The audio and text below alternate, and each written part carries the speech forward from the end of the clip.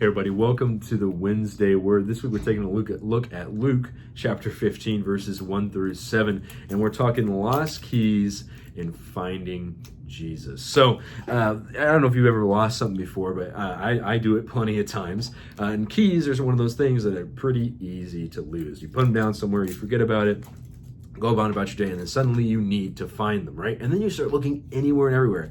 Maybe you start with like the normal places to check, right? So maybe you have a spot on your desk. You always put your keys, so you go check that. They're not there, so then you maybe go check like a key bowl. Maybe you have some spot that you put keys in your house. You go check that. Okay, they're not there. Maybe you go check your pants pocket from earlier. Maybe you left them in there.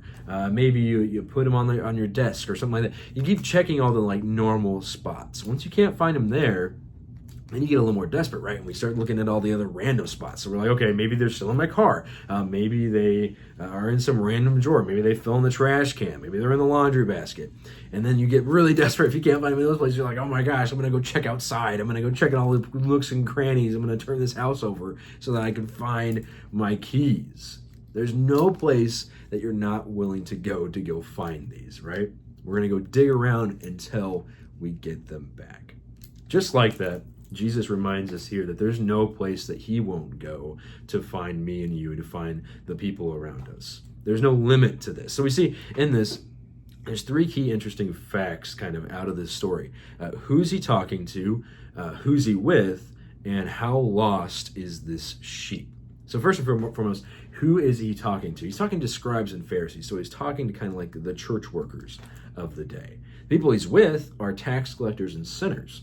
So people that aren't living the lifestyle, people who would be on the outside of that community.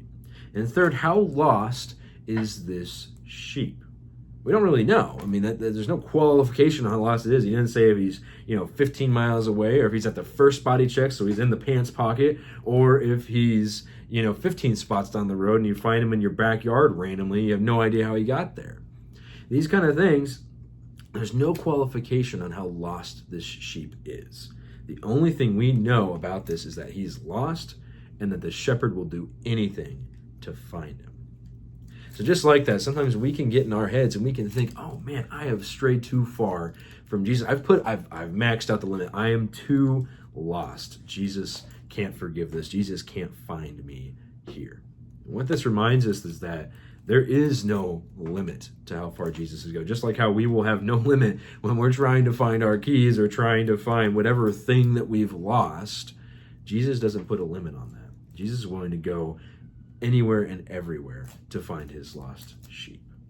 So I encourage you this week, remember that, remind yourself of that, and remind yourself of that while you're interacting with the people around you, that Jesus is there with every single one of you, one of them and of you as you go about your lives. So I encourage you to spend some more time with Luke chapter 15, verses 1 through 7, as we dig into losing keys and finding Jesus. Spend some time with these verses and dig into that. And what does it mean for your life this week? So that's the Wednesday Word. We'll see you all again next week. Thanks. Have a good week. Bye-bye.